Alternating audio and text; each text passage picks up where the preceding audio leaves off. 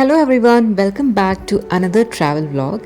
അങ്ങനെ ഒരു നീണ്ട ഇടവേളയ്ക്ക് ശേഷമാണ് ഞാനൊരു ലോങ് വീഡിയോ ചെയ്യുന്നത്. Because YouTube videos, long videos എന്ന് പറയുന്നത് it's mostly my travel vlogs and the videos that I want to keep it as a memory.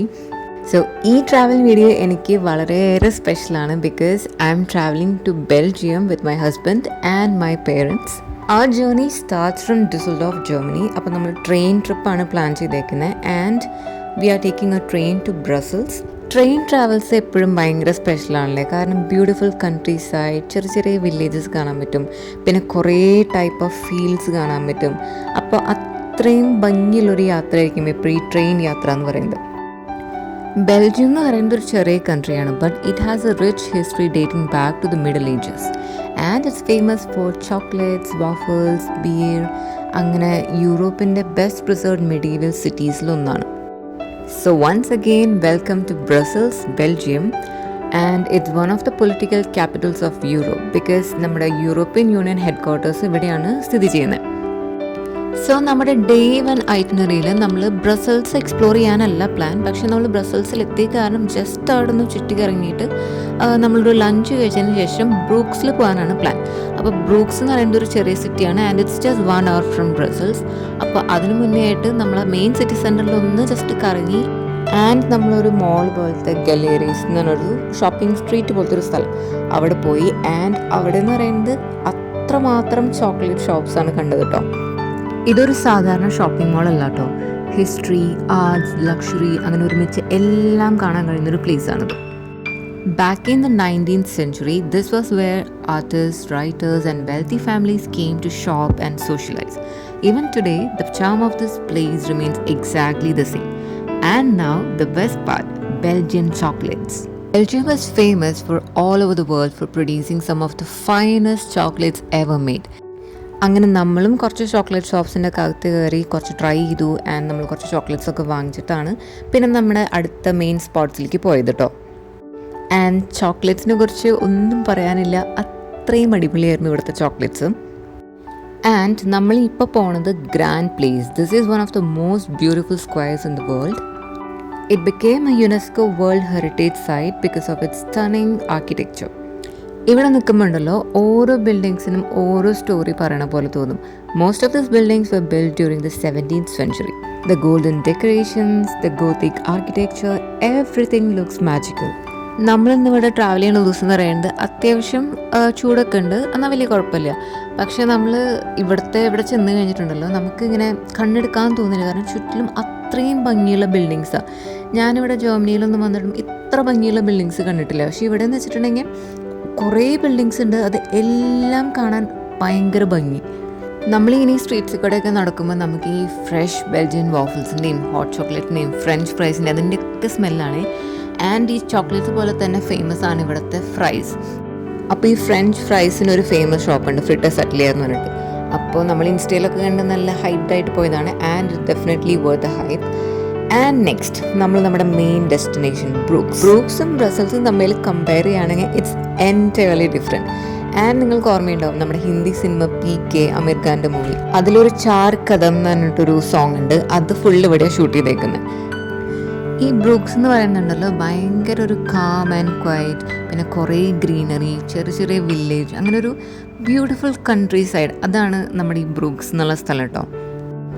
The moment you step into Brooks, it feels like you have traveled back in time. No skyscrapers, no modern buildings, only cobblestone streets, horse carriages, beautiful canals, and centuries-old buildings. That's why Brooks is often called the Venice of the North. നമുക്കിങ്ങനെ എത്ര കണ്ടാലും മതി വരാത്ത കുറേ സ്ഥലങ്ങൾ എന്ന് പറയില്ലേ, അതുപോലെയാണ് കേട്ടോ ഇവിടുത്തെ കനാൽസും പിന്നെ ഇവിടുത്തെ ബിൽഡിങ്സിൻ്റെയും. എന്തോ ഈ സ്ഥലത്തിൻ്റെ മൊത്തം ഒരു പ്രത്യേക വൈബാണ്. ആൻഡ് നെക്സ്റ്റ് നമ്മൾ ഇവിടുത്തെ ഫേമസ് ആയിട്ടുള്ള ബെൽജിയൻ വാഫിൾസ് കഴിക്കാൻ വേണ്ടിയിട്ടാണ് ഇവിടുത്തെ ഒരു കഫേയിൽ വന്നേക്കുന്നത്. ഈ വാഫിൾസിനെ കുറിച്ച് പറയുകയാണെങ്കിൽ ഇറ്റ് വാസ് നൈസ്, പക്ഷേ ഞാൻ നെക്സ്റ്റ് ഡേ കൂടി വാഫിൾസ് കഴിക്കുന്നുണ്ട്. അതായിരുന്നു ഏറ്റവും അടിപൊളി, കാരണം ഇതിലത്തെ ആ വാഫിൾസിൻ്റെ ആ ബേസ് എന്ന് പറയുന്നത് എനിക്കിഷ്ടമാവും, കാരണം എനിക്കിങ്ങനെ ഷുഗർ അധികം ഇഷ്ടമല്ല. അപ്പോൾ ഇതിങ്ങനെ ഒരു ഡയറ്റ് ഫ്രണ്ട്ലി വാഫിൾസ് പോലത്തെ ഒരു വാഫിളായിരുന്നു അത്.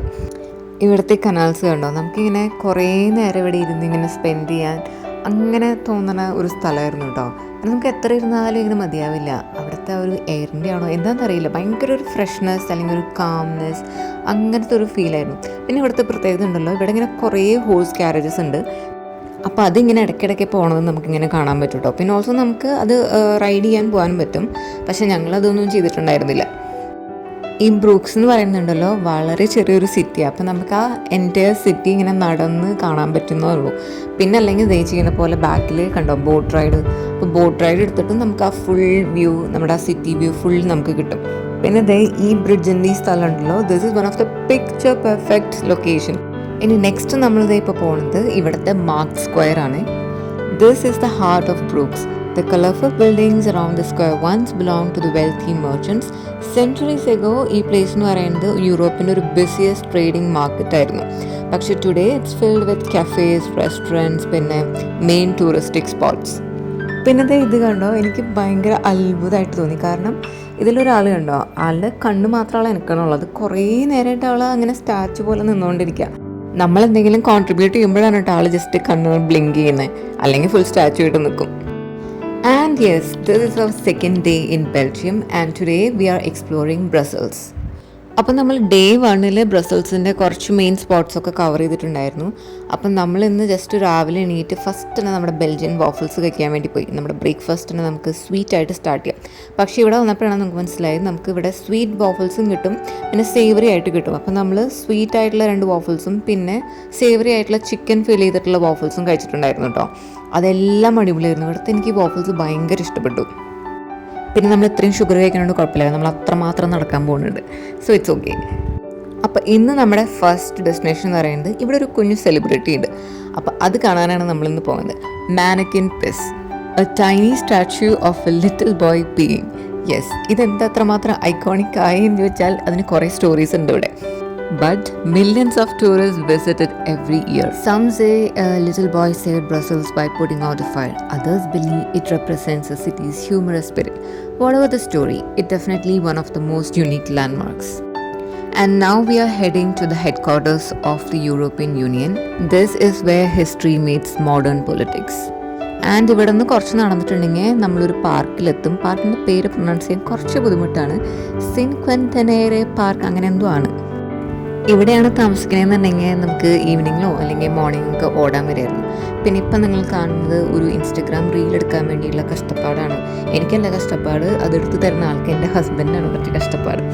അപ്പം ഞാനിങ്ങനെ വീണ്ടും റീടേക്ക് എടുപ്പിച്ചുകൊണ്ടിരിക്കുകയാണ്. ഇതൊക്കെയാണ് എൻ്റെ കൂടെ ട്രാവൽ ചെയ്താലുള്ള പ്രശ്നം, എനിക്കല്ല എൻ്റെ കൂടെയുള്ളവർക്ക്. ഓക്കെ, ജോക്സ് അപ്പാർട്ട്, ഇവിടെ കുറേ നല്ല സ്പോട്ടുകളുണ്ട് കേട്ടോ. പിന്നെ കുറേ നല്ല സ്റ്റാച്യൂസ്, പിന്നെ ചെറിയ മോണ്യുമെൻറ്റ്സ് പോലെയൊക്കെ ഉണ്ടാക്കി വെച്ചിട്ടുണ്ട്. പിന്നെ ഇവിടെയാണ് കുറേ മ്യൂസിയംസ് ഒക്കെ വരുന്നത്. അപ്പോൾ നമ്മൾ മ്യൂസിയംസിൻ്റെ അകത്തേക്കൊന്നും അധികം പോയിട്ടുണ്ടായിരുന്നില്ല, ജസ്റ്റ് നമ്മൾ പുറത്തുനിന്ന് എല്ലാം കാണുക മാത്രമേ ചെയ്തിട്ടുണ്ടായിരുന്നുള്ളൂ. അങ്ങനെ നമ്മൾ എനർജിക്ക് വേണ്ടി കുറച്ച് ഫ്രഷ് ഓറഞ്ച് ജ്യൂസൊക്കെ കുടിച്ചിട്ട് നെക്സ്റ്റ് നമ്മൾ പോയതെന്ന് പറയുന്നത് the royal palace of Brussels. അപ്പോൾ അതിൻ്റെ അവിടുത്തെ ഏരിയ എന്ന് പറയുന്നതും ഇതുപോലെ കുറേ നല്ല ഭംഗിയുള്ള വൈറ്റ് ഒരു ബേജ് കളർ ബിൽഡിങ്സും അങ്ങനത്തെ ഒരു ഫുൾ ഏരിയ അങ്ങനെയാണ് കേട്ടോ. പക്ഷെ ഞങ്ങൾ പോയ സമയത്ത് unfortunately the palace was close due to the renovation works. And just opposite to the palace it's the beautiful Brussels park. അങ്ങനെ നമ്മൾ അവിടെ കുറേ നേരം ടൈമൊക്കെ സ്പെൻഡ് ചെയ്തു. പിന്നെ വീണ്ടും നമ്മളിനി മെയിൻ സിറ്റി സെൻറ്ററിലോട്ട് വരാണ്. അപ്പോൾ നമുക്കിനി അധികം സമയം ഇവിടെ ഇല്ല, ജസ്റ്റ് ഇനി നമ്മൾ ലഞ്ച് കഴിച്ചിട്ട് നമ്മൾ തിരിച്ചിനി ജർമ്മനിയിലേക്ക് തിരിച്ചു പോവാണ്. അപ്പോൾ നമ്മൾ തിരിച്ചു വരണ സമയത്തും ഇതുപോലെ ഇങ്ങനെ കുറേ ബിൽഡിങ്സ് ഉണ്ട്. അപ്പോൾ ഞാനോ ഓരോന്നും എടുത്ത് പറയണമൊന്നുമില്ല, കാരണം നമ്മൾ പോണ വഴി കൂടെയൊക്കെ കുറേ ഇങ്ങനത്തെ ടൂറിസ്റ്റിക് ഡെസ്റ്റിനേഷൻസ് പറയില്ലേ, അപ്പോൾ അങ്ങനെ കുറേ കണ്ടിരുന്നു. പിന്നെ ഇത് നമ്മൾ ഇന്നലെ പോയ ഗലേറി റോയൽ ആ മോളിൻ്റെ ആ ഒരു ഗ്ലാസ് ബിൽഡിംഗ് ഭാഗമാണ് കേട്ടോ. അപ്പോൾ ഇന്നലത്തെ വീഡിയോയിൽ അത് കാണിച്ചിട്ടുണ്ടായിരുന്നില്ല. ആൻഡ് നമ്മൾ പിന്നെ ഒരു ഷവർമ കഴിക്കാൻ വന്നു, കാരണം ഈ സ്പോട്ട് എന്ന് പറയുന്നത് ഇവിടുത്തെ ഒരു ഫേമസ് ഷവർമ സ്പോട്ടാണ്. അപ്പോൾ നമ്മൾ ഇന്നലെ ഡിന്നർ കഴിക്കാൻ ഇവിടെ വന്നപ്പോൾ ഇവിടെ ഒടുക്കത്തെ ക്യൂ ആയിരുന്നു. അപ്പോൾ ആ ക്യൂവിൽ ഒരു 2 hours എങ്കിലും നിന്നാൽ നമുക്ക് കിട്ടുള്ളായിരുന്നു. അപ്പോൾ നമ്മളത് ഇന്നലെ ക്യാൻസൽ ചെയ്തിട്ട് നമ്മൾ ചോദിച്ചു നോക്കി ലഞ്ച് പ്ലാൻ അതാക്കാമെന്ന്. അങ്ങനെ ഒരു നല്ല ഷവർമയൊക്കെ കഴിച്ചിട്ട് നമ്മൾ നമ്മുടെ റിട്ടേൺ യാത്ര തുടങ്ങുകയാണ്. പിന്നെ ഈ റെയിൽവേ സ്റ്റേഷൻ കണ്ടു. ഇത് ബെൽജിയത്തിലത്തെ ഏതോ ഒരു റെയിൽവേ സ്റ്റേഷനാണ്, പേര് ഞാൻ ഇപ്പോൾ മറന്നുപോയി.